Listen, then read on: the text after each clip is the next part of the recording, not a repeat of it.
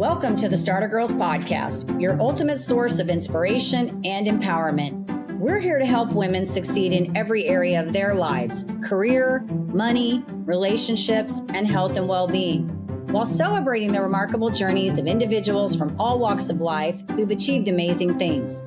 Whether you're looking to supercharge your career, build financial independence, nurture meaningful relationships, or enhance your overall well-being, the Starter Girlz podcast is here to guide you. Join us as we explore the journeys of those who dare to dream big and achieve greatness. I'm your host, Jennifer Loehding, and welcome to this episode.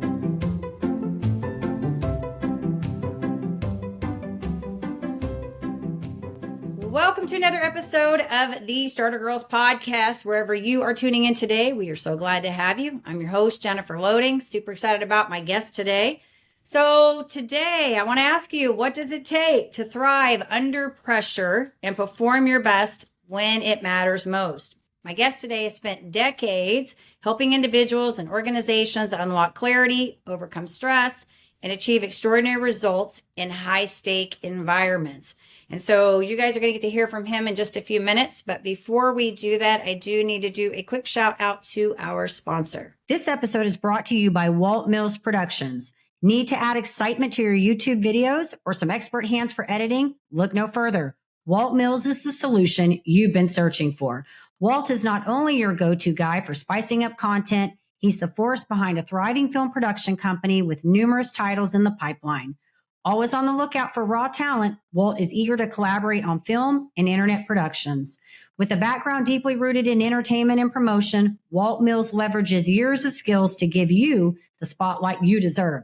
Want to learn more about Walt and his work? Head on over to waltmillsproductions.net and let your content shine. All right. Before I bring my guest on, I do want to make a mention to head on over to startergirlz.com. There you can pick up all the episodes that you missed, keep up with what's happening, sign up for our newsletter, and just know what's all going on with Starter Girlz. And so I am excited about my guest today. This is so much fun. He has got, oh my gosh, so many things going on in his world. And I think it's so fun when we have entrepreneurs like this, because I just think we're all just kind of like this. We're doing 100 different things all the different time, all the times. So Brian Hite is the high stakes performance whisperer, blending over 30 years as a professional stuntman with a deep understanding of performance dynamics in both individuals and teams. With a PhD in organizational psychology and a master's in sports psychology, Brian has worked with elite military personnel, leaders, first responders, and creatives to reframe their perceptions of stress and pressure. Through his groundbreaking programs, keynote talks, and podcast Flow Under Fire, Brian empowers individuals to tap into their strengths and realize their full potential. So I'm excited to hear his insights today and what he's doing. And so, Brian, I just want to welcome you to the Starter Girlz show. Well, thank you very much for having me. I appreciate it. It's going to be fun. Yeah, so I'm looking over your profile and I'm like, yeah, you have just done so many things. And I love it because it's really, when you look at all of it, even though it's different, it all sort of overlaps a little bit. There's little pieces that have gone into each of this. And I love that. And I think that's what makes this journey as an entrepreneur so fun is, like if you were to ask somebody, how did you get from here to here? They'll be like, what? I don't even know, right? But if you look at all the little stepping stones that get you there, you'll see how all the pieces connected. So I want to start off and talk about your work because first of all, organizational psychology, I want to know like what that is, because I am fascinated about psychology. And I think as humans, this is like, psychology is such a fascinating topic. So tell us a little bit about what organizational psychology is. Yeah, that's an interesting question. That was funny. I remember when I was going through the doctoral program for organizational psychology, I was talking to a friend of mine. She was another stunt person, and she asked the same question, like, what is organizational psychology? It sounds like something I need because I don't organize anything. I'm the most disorganized person. Like, okay, well, that's not what it is. Right. But what it is it's very, very similar to sport performance psychology, which is what I got my master's degree in. It just is applied to organizations. So it's around leadership and how do we create the climate and conditions for people to be able to be at their best? How do we motivate? How do we avoid burnout? How do we increase employee engagement and job satisfaction? How do we interact with people and, again, create that environment that allows people to thrive and flourish in the organizations? That's really what organizational psychology is. I like it. I like it. So I want you to kind of back us up because you're military, stuntman, you're doing this, organizational psychology, working with leaders, all of this. Can you walk us through this a little bit? Tell me this journey. You don't have to give me everything, but just kind of give me an overview how this all came about for you. Well, it came about when I decided to take a drama class in high school. That's really what happened. My teacher ended up introducing me to somebody who was able to get me hired as a stage technician at Opryland back when Opryland was a theme park and not a mall in Nashville, which is where I'm originally from and where I live now. But so I did that job, and my stage manager that very first summer of that show ended up being the company manager of the Batman stunt show at the Six Flags in New Jersey, where I happened to go to college at Rutgers. And so that guy was able to get me tickets to the park. I saw the show and fell in love. I fell in love with stunts immediately. Right from the beginning of that show, I was enthralled. And because my friend was the company manager, I was able to go backstage and talk to the people and say, well, how do you get this job? And they said, well, you got to know how to do these things. So I learned how to do those things, and I went to the audition and got the job. I did that the next summer. This was the summer after my junior year of college. Because in college, I had no idea what I was going to do. Yeah. I knew that I wanted to major in psychology because that was another class I took in high school. Those were literally the only two classes in high school that I liked were drama and psychology, and I went in both directions. It's a little bit crazy now that I think back on it. Yeah. But anyway, so I knew I was going to major in psychology. I did major in psychology. I enjoyed the psychology classes, and other than that, I was just flapping. I was just out there floundering. I didn't know where I was going to go. I didn't know what I was going to do. But then I did that show, and it was the best summer of my life. I was making more money than I'd ever made. I was having more fun than I was ever having. And more importantly, I felt finally grounded and like I had direction, like I knew where I belonged and where I was supposed to go. And that made my senior year of college very, very hard. And I ended up dropping out. I dropped out after I finished the first semester, but I dropped out in the second semester and left to go to LA and be a stuntman. And luckily they had the same show out there at the Six Flags that they had in New Jersey. So I was able to get hired in LA as a stuntman in the stunt show pretty easily. And then I did that while I was making my way in the film and TV world. And that's what happened. And then, I don't know, 4 or 5 years later, I realized I missed learning.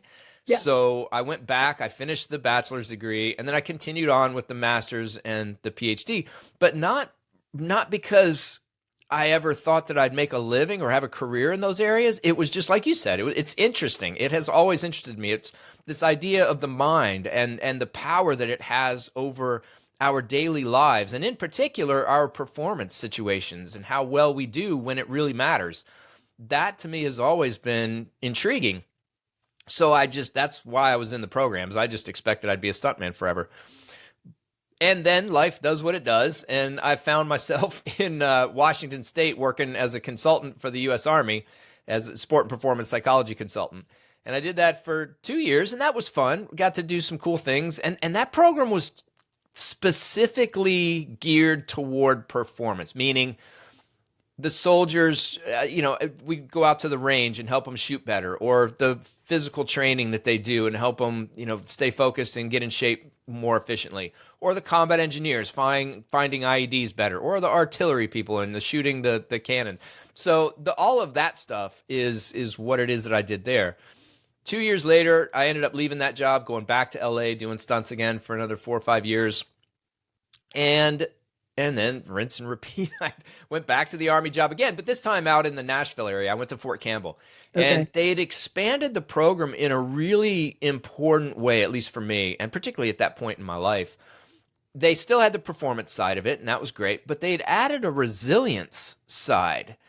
And for me personally, at the time, the marriage was hard, and then that ended and going into a divorce. I was there 9 years, so there was a lot of stuff happening in those 9 years. But my focus was on this resilience program, and it was designed theoretically from psychology. It's all coming from basically the same place as the performance psychology stuff. But the intent was different, and the intent was to provide the soldiers with resources, tools, skills that they could use whenever something came up, not just in a specific performance setting, but just in life. If you have a challenging conversation with a spouse, how do you handle it? Right. If you have kids that are having whatever the problems are, what do you do with it? If you got bills that are stressing you out, how do you handle that? So the resilience program was really a broader scope, and I gravitated toward that, and I did a lot of work in that area until I ended up quitting. About 2.5, 3 years ago, that job had just run its course, and I opened my own business at the time, thinking that I'd be doing just sport performance psychology consulting, meaning working with athletes and performers, singers, dancers, musicians, etc., with getting their, like, just keeping your mind right in all the situations, whether you're practicing and training or whether you're in the middle of whatever your performance setting is. How do you make sure that you're focused, that you're engaged, that you're fully capable of bringing the best of who you are in that moment? That's what I thought I was going to be doing, and I did it for a little bit, but I realized pretty quickly that I like the stages. I like the keynote speaking. I like the group coaching. I like the workshops and at the different organizational settings and whatnot.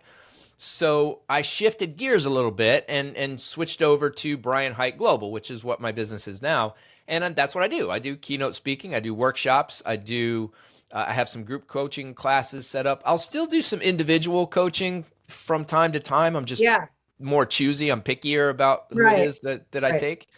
But and I've zeroed I've narrowed my focus a little bit to, not in terms of population. I work with corporate, education, athletes, performers, and first responders. Work with all of those different groups, but in the area of high stakes performance. And that's something where, like you said, it's just been very recently where I've been able to seamlessly bring in the stunt experience. I mean, the 30 years of my life, because I never stopped doing stunts. Even when I was working for the Army, I was still taking jobs when they would come up. Yeah. So 30 years of stunt experience, melding that with the sport and performance and organizational psychology experiences in order to create this area, this niche of expertise that I can share. That's a really important one. I mean, so many people find themselves in these high, and this is an important bit of terminology that I throw out there, high stakes environments, not high pressure environments, not high stress environments, and we can get into why in a little bit, but high stakes environments where the consequences matter. They're important to you. And that's what it is. So it's really cool that now at this point in my life, it used to be, all right, well, which hat am I going to wear today? Am I going to wear the stunt hat? Am I going to wear the writer hat? What am I going to do? Now it's just all part of my job, and I get excited about waking up in the morning. I may do a lot of things, but it's all serving the same purpose. It's moving in the same direction. No, I like it. When I get the umbrella, and it's interesting listening to you, because I feel like you and I have parallels, different things. Obviously, I'm not a stunt person, but I feel like we have some parallels in our work. And it's funny, when I was listening to you talk about, well, I do some coaching, but I'm moving more to like group, and that's really where my work is too. I don't care so much about the speaking part in as much as I love doing the group stuff. Like, I'm much more of do a presentation, bring people into something. The individual coaching, I do have some of those clients, but I get exhausted from that. It wears me out to get, like, because you're so invested in that. And for me, it's natural for me to hop on like a podcast or to do I've been doing presentations for 20 something years. It's easy for me to get in front of a group of people and do something versus if I have one. I taught aerobics many years. I used to laugh because I hated teaching classes where I had a few people in the room. I wanted a group of 20 to 30, 40 people in there because we had energy and excitement and people were like, I'd have a few in there. And if they weren't highly motivated, then the energy would I'd be like, no, this just isn't working, So I can hear some of your stuff. But the other thing I really like about what you're doing, and I feel like this is where you and I kind of have a parallel, is that you're getting like to the root of like this whole like giving tools to people that they can use that are not just about right here in this moment. They're applicable in all areas. And that's a lot of the work that I do. I always tell people that I'm not like, I don't slap Band-Aids on things. I'm not that kind of person. So if you want to sit down and have a surface level conversation with me, you're probably going to get bored with me pretty quickly or I'm going to get bored with you. That's probably what's going to happen because I just can't do it. I can't do it, and I can do it for about 2 minutes and then I'm just out the door, So I'm always interested in why we're doing the behaviors that we're doing. Like, why are we doing these repetitive patterns of behavior? And I just I'm actually right now, I just built a micro niche course to a bigger course that I built, and it's all around basically reclaiming our time and increasing our profits. But it's really the psychology. It's getting back to why we're doing the patterns of behavior that are keeping us stuck. Like giving somebody, in the 20 years I was in Mary Kay, I could give somebody a script. And no matter how many times I told them to memorize the script or to practice after what I said, it did not matter, because if they showed up on the phone with the script and they weren't in the right place, the right frame of mind, or in the right thinking, or their belief systems weren't right, they would come back and they would have no results. And they'd be like, well, I did the script, because it's not about the widgets or the hacks or all of it. It's about the mindset and the beliefs and all of the stuff that we're carrying with us when we do it. So I really like that you're getting into this whole, that's why I wanted to ask you about psychology, because the psychology fascinates me. I mean, I think we're complex human beings, we're just complex. So I love it.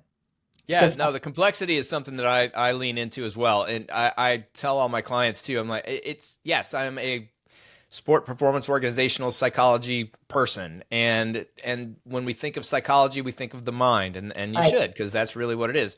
But it's all existing within a human being, and there are a lot of other components, and they all influence each other. So I let them know, like, we're going to talk about physical, mental, emotional, social, and sometimes I get into spiritual too. Spiritual, not from a religious standpoint, but from we're part of something larger than ourselves standpoint. Like we got to get out of our little individual bubble and connected to the larger thing. And that comes up a lot of times with clients as well. But the thing that really is interesting and I think important to remember is all of those things, they are all separate words, and you can define them all differently, but they exist together synergistically in ways that are inseparable from each other. Anything happening physically is going to impact the mental, and whatever's going on in our minds impacts us physically, and all of that impacts emotions. And all of those influence, just how we interact with people, or even if we'll interact with people. So there's really no hard separation between any of those things. They all just go together. So I'm with you on that. The holistic approach to targeting human well-being and performance, which is another thing that I emphasize. I really do want you to do better at your performances and in these settings that really matter to you. And I want to create conditions for you to be happy while you're doing it, and to create that longevity and just experience overall well-being, not just happiness, but just overall well-being, a sense of contentment and physical well-being as well. Yeah, no, I agree with you. And all those words that you were talking about. Yes. That's why I tell people, it's like, when somebody comes to you and they see you over here and they go, okay, well, you're this. I was a former marathon runner, so I get kind of the performance side of things too, and it's interesting that when I talk to people, like defining, like how do you define success? And you hear a lot of these, well, I look at it, like money, but I think it's just money, or it's this or this. And I think what happens is over time, some people get it, some never do, I think. But I think what you're saying is kind of the same thing that I say, that true success really is a myriad of all of these things that come together, right? And that's why I was on somebody's podcast the other day, and it was funny because she had been on mine. She was a former journalist or a former news anchor. And she had, on the outside appearance was living the life. She was making a good income, but underneath she was binge drinking and dealing with depression and all of this stuff. And it was funny because she was asking me how I define success. And she said, it's so weird. You've never mentioned any money. Like, you've never said anything about money. And I said, well, like, I had 22 years in Mary Kay where I was in leadership, where I was crunching numbers all the time. It was about quotas, quotas, quotas, quotas. And don't get me wrong. We used to say when you don't have money, it ranks with breathing. You need cash to live. We've got to live, right? We've got to pay our bills. We've got to eat, all of those things. But my priorities have shifted. And to me, yes, that is important, but that is not the only thing that defines it. And so she asked me, she said, well, how do you define it? And I said, because I have a health condition. And so what I told her is, I said, when I get up in the morning and I'm excited about my work and I'm creating and I'm feeling good, to me, that is success, because everything else will follow, because the money will come when I'm happy about what I'm doing and I'm excited and I'm passionate. And so if I have those things in place, for me, everything else is just going to coming along. But to your point also, even about the physical part of this, like I just got certified in neurological fitness and talking about like the nervous system and how we can't like outthink our minds, right? Our body cannot, like we can't outthink our bodies, basically is what I'm going to say. We can't outthink our bodies. So if our bodies are not right, then yes, it affects our mind, right? And so yes, it is all this big puzzle of pieces that we have to really look at. And you probably are like me, where it's like you have to just take somebody, when they come in, if you're doing an individual, take them where they are and kind of move them, from this step to this step to this step to this step. And eventually they just kind of keep, adding those things on. So I love your work. I think it's great. Yeah, the definition of success is always one of the first things that I bring up as well, and we have that conversation. And the way I try to help people understand it is through those areas that I was just talking about. So what might be a definition of success physically? Right. And this is not just in life. This is so for this year or this month, or if it's an athlete, for this upcoming competition or tournament or whatever it is. Right. Physically, what is success? Mentally, what is success? So physically, I made sure that I stretched before everything and I felt energized at the end of the race as opposed to tired. Mental, I was able to quickly recognize and shift counterproductive thinking to productive thinking, or pessimistic thinking to optimistic thinking. Yep. Emotionally, I was able to generate and create the type of emotion necessary for me to perform well in this situation. And I recognized and was able to regulate some of those emotions that are counterproductive. For example, maybe after the race I didn't do as well as I wanted to, so I felt guilty, or I felt shamed, or I felt frustrated. And I knew that I had to race again, so I was able to regulate that, manage it, shift it, and do that. Socially, I was able to reach out to a friend for support when I didn't do as well. I had a little conversation. Or when I had a friend coming over wanting to talk my ear off right before I'm about to race, I was able to disengage in a way that kept our relationship the way that it needed to be. So these are all just some of those definitions of success that they can start thinking about and get out of the outcome of I want to place in the top 3. Yeah. Well, okay, but couple things with that. The main one is you can't control that. There are too many other variables at play, too many other people who get a say in where you place and where you don't. You can't control any of it.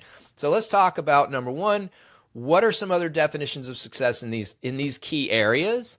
And let's leverage which of those things you can control and which ones you can't.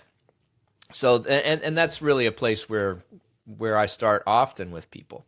Yeah, no, I like it. And I like that you're putting them in those perspectives. I think it's great because a lot of times people don't know, and you ask them, and it's funny because you'll ask them, what is, and I have to do that too. I have to give them parameters. I have to say in this category, in this category, in this because they'll be like, what's your definition of success? And they're like, I want to make a lot of money. Okay, well, is that it? And how do we define that?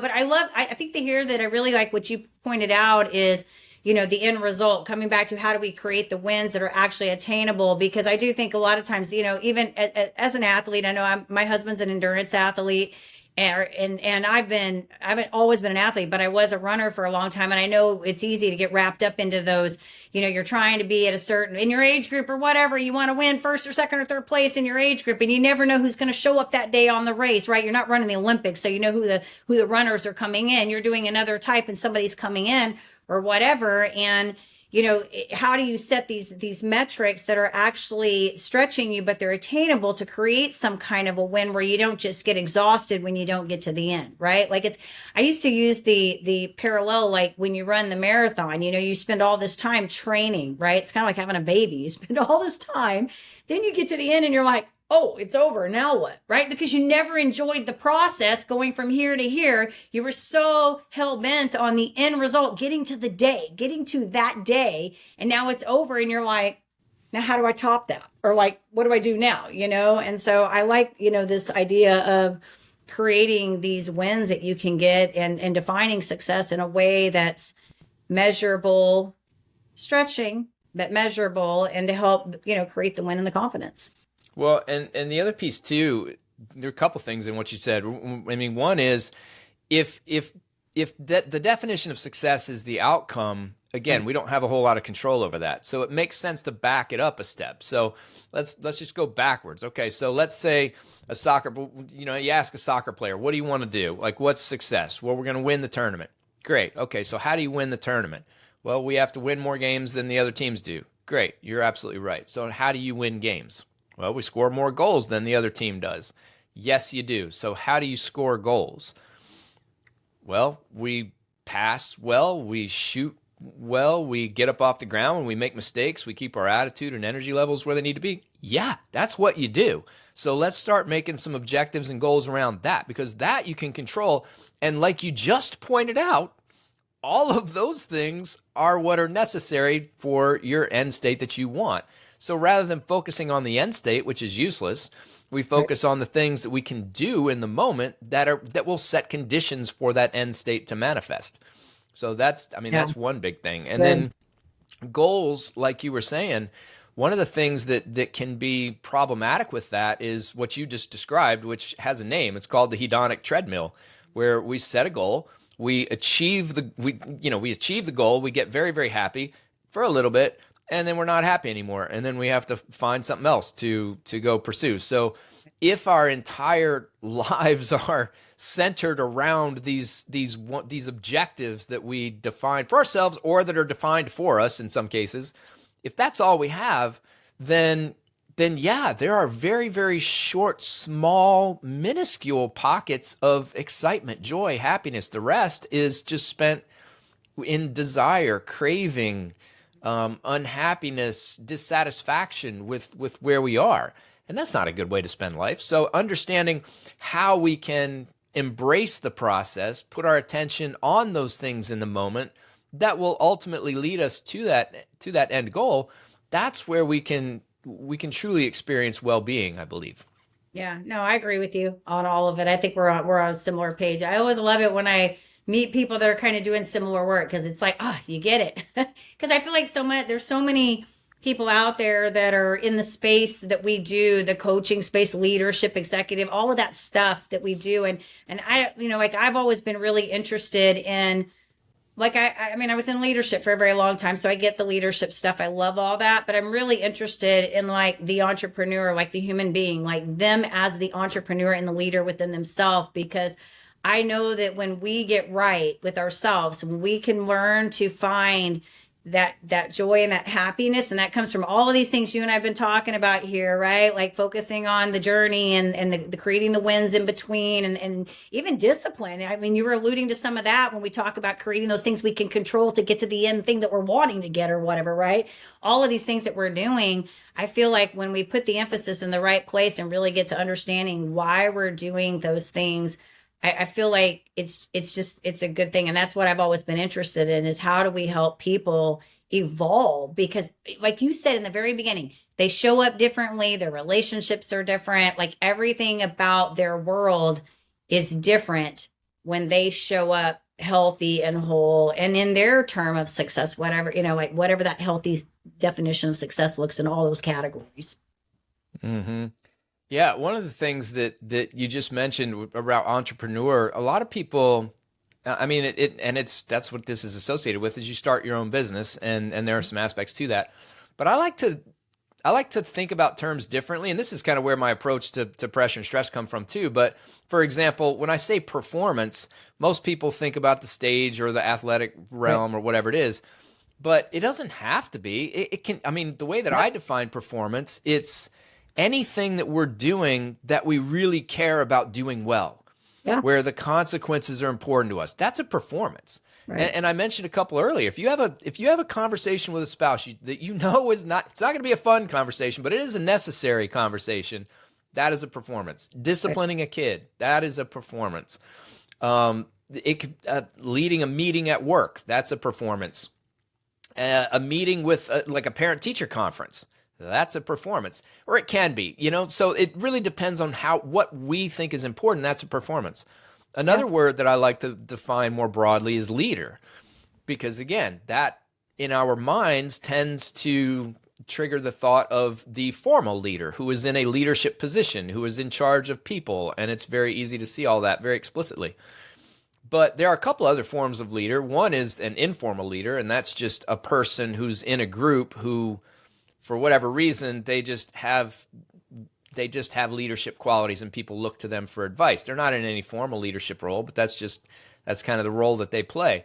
Mm-hmm. But I go even broader than that, and I argue that every single one of us is a leader because a leader influences others. I mean, at its core, that's what leadership is that we influence other people. And any conversation, any interaction that we have with anybody at any point is influencing that person. Right. And in fact, we don't even have to talk to them. Sometimes just our attitude, our demeanor, our energy that we're carrying around a room with us influences other people. We don't even know it sometimes, but it's happening. So that's why I say, like, when we think of performance, think bigger. When we think of leader, think bigger. And I think that with entrepreneur, it's the same thing. We don't have to just be fixated on business. Right. Entrepreneur just means that you have an idea in your mind of something that you want to exist that currently doesn't. So maybe it's, for example, I just got an electric drum set for Christmas. Never played drums in my life other than in my car, banging the steering wheel and stuff. But it's just never happened. But for me, it's a new project. It's a new thing. So, okay, so how do I go about learning how to play the drums? What's the process? What are the things that I need to get? What are the skills that I need to learn? How do I practice them? How do I put it into my schedule? These are all entrepreneurial things where you go from what you don't have and you're not doing to what you do have and what you are doing and what you're proficient at. So having that entrepreneurial mindset, I think, is a way to think about pursuing some different hobbies or engaging with different social groups or really just any kind of life change. And this is the time of year for it. You and I are talking, mid-January-ish, the whole New Year's resolution thing. Any change that you want to make, take an entrepreneurial approach. It's a brand new thing. What do you need in order to make it happen? And then start looking for the resources and start executing. So again, I like taking those broader perspectives well, and I agree with on you. that I stuff. don't disagree. And interesting that you even say that because people always ask me, like, who are the people that listen to this show? And, I've always said, I don't want to say that it's just the entrepreneur as just the business person that's like you're thinking of like the person that's operating, because there are creators in here. And I've had people from and I'm a creator. So, when I think about all these things you're talking about, I don't like to define it as it being this one type of person that we're looking for. So I tell people, like, who are the people that are listening to this show? It could be an athlete. It could be a musician. It could be a stay-at-home mom who's in a network marketing like I used to do. It could be the CEO of the company. I don't know. It could be one of the leadership people in the company. I don't know, because the whole show is really about, leadership, and leadership really can transcend into a lot of different areas, right? Well, you've said you could be a leader in your home. You could be a leader at your church. You could be a leader at your school. So I agree with you. I mean, 100% on that. So good stuff. I would like to ask you though a little bit, because I was looking at some of so of course when I'm like, I got to find out who Brian Hyde is, because when the first day I talked to him, like, I'm looking at all this stuff. I'm like, okay, he's like got all these cool things. And I actually interviewed, I was on another podcast at one time, and we interviewed a couple stuntmen on there. And one of them was Sylvester Stallone's stuntman. So he had been working with him for years. In fact, he told this story how he'd been fired, and then Sylvester Stallone brought him back again. And we got to see, like, he showed us like some of the movies, like where he was actually the stunt double. So I was looking at some of your stuff. And so you've done a lot of you've been in some prominent movies. I've seen some of the stuff in there. So maybe share with our audience a little bit, because they're going to be like, I know when they get done with this, they're going to be like, who's this Brian Hyde guy? And they're going to go look you up and find the IDBM or whatever that they go and they look on there and find out who you are. So share a little bit about that with us. Yeah, no, I mean, like I said, yes, the IMDb, there are a list of a lot of shows. There are some that are coming out this year, actually. I worked on the new seasons of Stranger Things and The Cleaning Lady and Righteous Gemstones. So those are all coming out. I doubled Nick Offerman in a movie called Sovereign. That's coming out, I believe, March is the last I heard there. And I worked on Superman Genesis. I'm not sure when that's coming out, but that's going to be a big one probably this summer. So I'm still going. I'm still doing it. It's a good time, and it really has been just a terrific journey. I've like I said, I was in it, and then I was mostly out of it when I went to the Army the first time, and then I was back in it again, and then I was mostly out of it when I went back to the Army job the next time. And then now, since I left that Army job, I've been back in it again full time, Yeah, I think it's so along with interesting. everything else.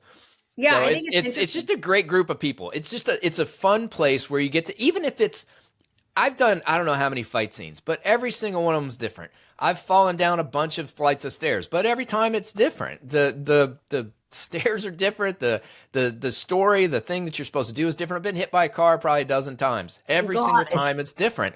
It's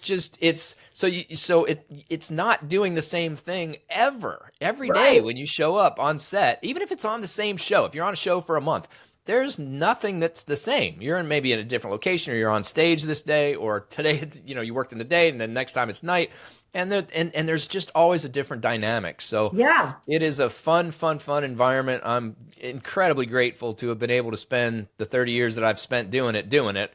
And I hope to continue to do it as long as people will continue to hire me. I'll continue to take the jobs because it's just, I really connect with the people, and I really enjoy the work. Yeah, that's so interesting. I imagine it's like a niche of people that are in this. And that's kind of what I got from talking to those other guys before. It's sort of, I would love to know, like you said, you got hit by a car. Is that like the scariest stunt thing that you've done? Or has there been like one that's just been like really crazy that you were like a No, little nervous? it's funny when I get the question of what was the scariest thing you ever did, because it doesn't sound scary when I tell the story, or when I tell the beginning of it, but because all it was just jumping up on a ledge. That's all it was. It was on a TV show called Numbers, and I was Oh, running across a roof for some reason, and I jumped up on this ledge that was maybe a foot and a half high, and pretty much anybody could have jumped up on it. The ledge itself wasn't really narrow. It was maybe a foot, so you could get most of your foot up on the ledge. So again, it wasn't okay. like walking on a balance beam or something. So it wasn't that hard a thing. What made it scary was that on the other side of the ledge was a 50-foot drop to the concrete, and I Oh, didn't have anything connecting me to anything. So I'm running at a full sprint across this roof, and you're supposed to jump up onto this ledge and just stop, stop. and then stand there for a while with my arms out, like out to the side. And it was that. So if I caught a toe, or if I had slipped, I mean, if anything would have happened, you and I wouldn't be talking right now. Oh I'm my very gosh. confident about that. Yeah. So again, just very easy physical movement, but the circumstances in which those were happening, yeah, Yeah. Well, we wouldn't have the movies got the if we didn't juices have. flowing. Yeah, we wouldn't have movies if we didn't have people like you that are willing to do that stuff. I think it's impressive. I like no way. I'm too scared of anything. I was tell people. I said I like heights. I don't like heights. I don't like. I don't even want to skydive. You know, everybody like that's on their bucket list. I'm like my bucket list involves things like things I want to do with my business or whatever, like things I want to create, manifest. But that's okay. I think that's what we've kind of said here. Everybody has their thing, like how we define what entrepreneur is, right? But it's funny Hmm. because I hear all these people, these entrepreneurs are like, I want to go skydiving. It's on my bucket list. Brian, that is not on my bucket list. I could care less if I ever skydive. It's okay. I'm totally fine with it. Maybe one day I'll wake up and be like, we're just going to go all out, but I don't know. Not now. There's plenty of other things to do. The world's a big place with a lot of fun stuff. It's one of the things. I like to travel. I like to take my daughter. I have an 11-year-old daughter, and Okay. then I have a fiance too that we've been living together for a year and a half, and she has two boys, 9 and Okay. 12. And both of us really agree that we want to get the kids out and seeing Yeah. the world and seeing different places as often as we can. Now, with Good. 5 of us, it's a whole lot different than it was when there was only 2 with my Right. daughter and me. But when I had her, I would take her every year. We'd go somewhere. I've taken her to Mexico a few times, a few different places around Mexico.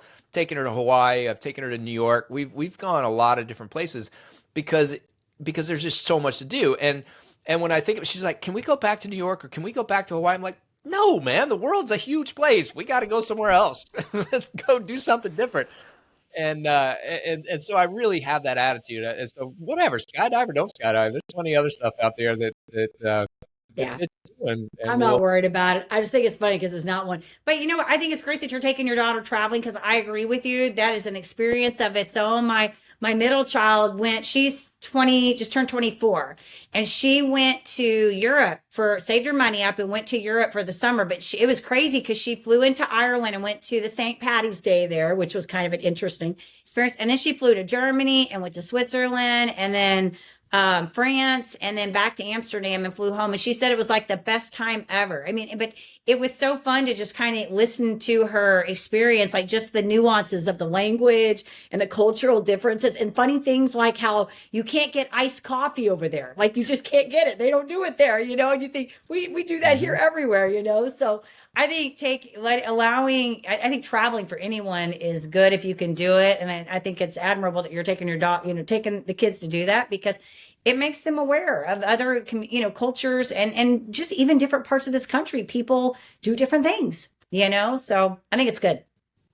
Yeah, I think that's one of the things I tell her all the time. My job as your dad is to help you experience things in a way that allows you to grow into the best woman that you can grow into. And I think that having a broader knowledge and awareness of what there is in this country, like you said, there are differences here, but then around the globe as well, is a big part of that. We can get too easily sucked into our own little bubbles and our own little worlds and then assume that everybody else sees the world through our lenses, and they just don't.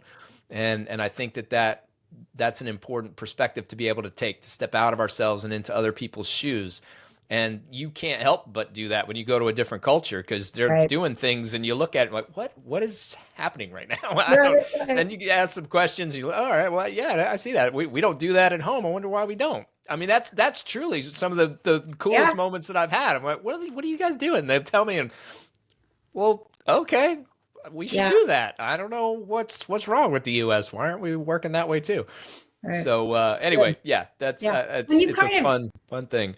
Yeah, and you kind of said that even through the work too, when we were talking earlier about, the definition of what the entrepreneur is and all that being broader scoped, that we're not pigeonholing people into like boxes and categories, right? Like we're able to say that this definition, could be broader. And that's what I think that perspective is too, is that when you travel and stuff, you're saying, okay, the whole country, we're not all going to think the same or operate the same or do everything the same. So it's wise to be aware of what's going on around you and to learn other things and take in knowledge. And so I'm with you on all of that. I get it. Totally get it. So Brian, if our audience wants to get in touch with you, maybe they want to learn a little bit more about your programs. Maybe they want to, I'm sure they're going to be like, after they hear this, they're going to be like, let me look this guy up now, find out who he is. Cause I did the same thing when I met you the first time. Like, I got to find out a little bit about this guy. Who is he? I do this with all my guests. I'm like, I got to figure out, learn a little bit about him. But if they want to find you, where would you like us to send them? BrianHiteGlobal.com, BrianHite Global, GLOBAL.com. And I will say this, if you're somebody who struggles with stress, struggles under pressure, feels overwhelmed in different situations, maybe there's burnout happening, whatever it is, and you don't have somebody to work with you to hold your hand through some of those processes, please check out the website, check out the programs that I offer, and send me an email, brian@brianhiteglobal.com, or just schedule a discovery call. You can do that right on the website too. I've been through all of it personally, and so I bring the personal experience in with the academic in a way that, I don't know, that people have found helpful, and I just enjoy the work because I understand how hard that those situations can be. So just check out the website, see if anything interests you, and if it does, reach out. I will absolutely get back to you. All right. Thanks, Brian. We'll make sure when we do the show notes, we'll get your website in there so they know how to find you. So appreciate your time today and all your wisdom, and keep doing your thing. We'll be looking forward to some of these things coming out. I'm familiar with, I know some of those shows you were talking, or at least one of those that you were talking about, I'm familiar with, but we'll be looking for your work and all of that good stuff. And then of course, to our audience, we hope you have found this episode informative and inspiring. You know what to do. You can go check out Brian, but also you know what to do on our end. Hit the subscribe, like, comment, do all those things, share it so that we can keep sharing all this fabulous content. And as I always say, in order to live the extraordinary, you must start, and every start begins with a decision. You guys take care, be safe, be kind to one another, and we will see you next time.